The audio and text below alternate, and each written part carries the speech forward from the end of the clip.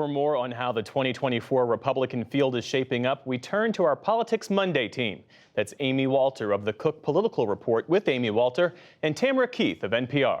Well, hello. Hello.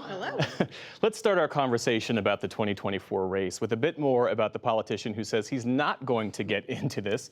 That's New Hampshire Governor Chris Sununu. He wrote an op-ed for the Washington Post, part of which I'll read. He says this: if Trump is the nominee, Republicans will lose again, just as we did in 2018, 2020, and 2022.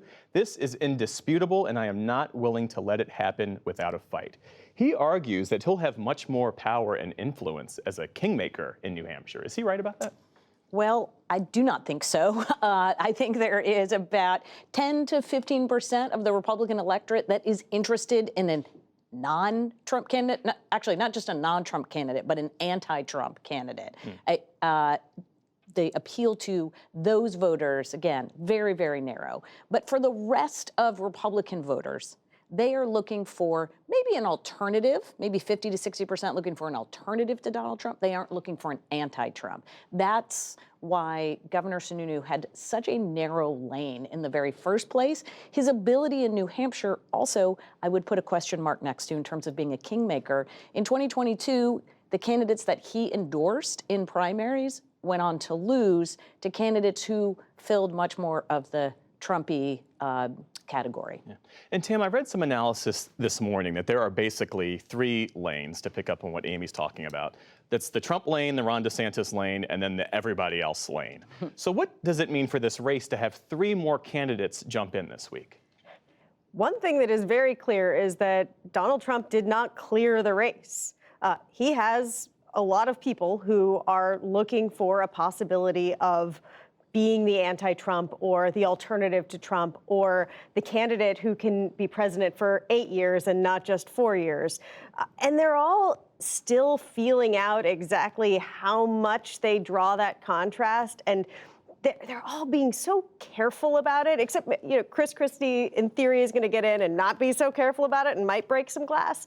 But the others are being so careful because, as Amy says, you can't be anti-Trump when he is still this outsized figure in the party, even as he faces, even as there was the insurrection and even as he faces various investigations and the drama and the chaos that many voters have some reluctance about. It's still him versus the rest of the field, which is exactly what it ended up being in 2015, 2016.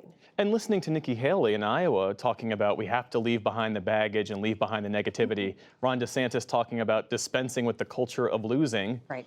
They're talking about Donald Trump, but they're not naming Donald. Without saying is that? Donald Trump. Is that going to be enough? Is that enough? We are going to find out soon enough. But I think they are trying to make the case that. Hey, look, you can have all of the Trumpism that you love, but it can be more effective, either effective in bringing people into the party, independent voters we keep losing, or with Ron DeSantis, I will be a culture warrior who's more effective than Donald Trump was on some of the things like critical race theory, other issues that he's taken on in Florida. But the thing about, we all know around this table, the thing we know about politics is you can come up with a great idea in a test tube about what a campaign should be and what the voters want to hear. But if they don't really think it's the right message, then it's not really going anywhere. It is pretty clear there's some fatigue with Donald Trump from voters. Doesn't mean that they don't like him anymore, but there is the fatigue about maybe the chaos and people, the divisions, all the things that he helped to sow, that if they can, as to Tam's point, if they can keep that needle threaded, they might be able to convince voters who like Donald Trump to pick somebody else as the nominee.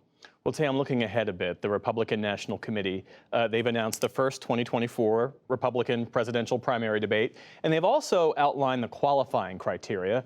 And so it's this: candidates have to register at least 1% in 3 national polls. They also need at least 40,000 donors, with at least 200 donors per state in 20-plus states. And the candidates also have to sign a pledge agreeing to support the eventual party nominee. Open question there: does Donald Trump participate? Does he sign on to this pledge? And does someone like Chris Christie, who says that he wouldn't support Donald Trump as president, does he sign on Yeah, to that's a this good point. pledge? And this pledge is bigger than just that. It also includes agreements to share data and voter file information with the RNC. So there is kind of a lot at stake for these candidates in making that decision.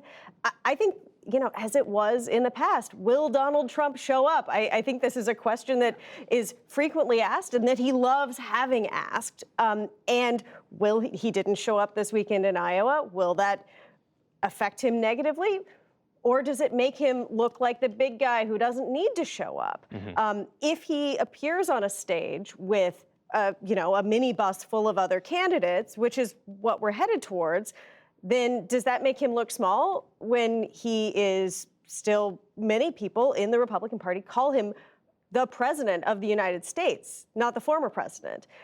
So does appearing on a debate stage bust his mystique of being a winner? And is he willing to do that?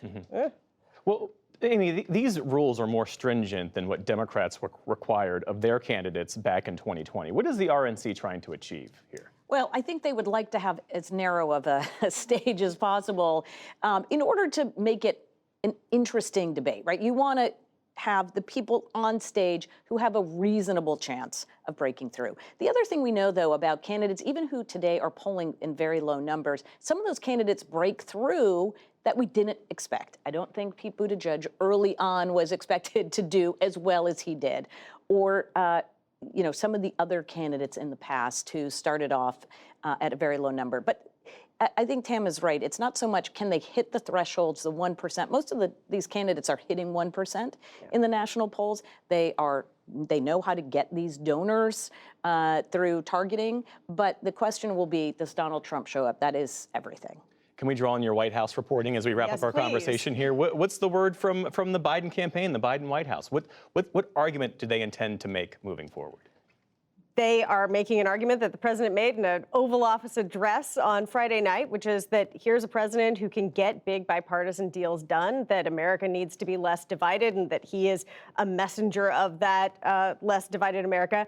That same speech also, though, included him going after, he didn't use MAGA Republicans, but he meant it, going after Republicans and Republican policies that he disagrees with, saying, these are not the Republicans I can work with, that I used to work with, that I knew from the Senate. And I think notably his campaign, don't expect to see big campaign rallies or big events anytime soon. He's the president of the United States, and his campaign is very few people being sort of scaffolded by the Democratic National Committee.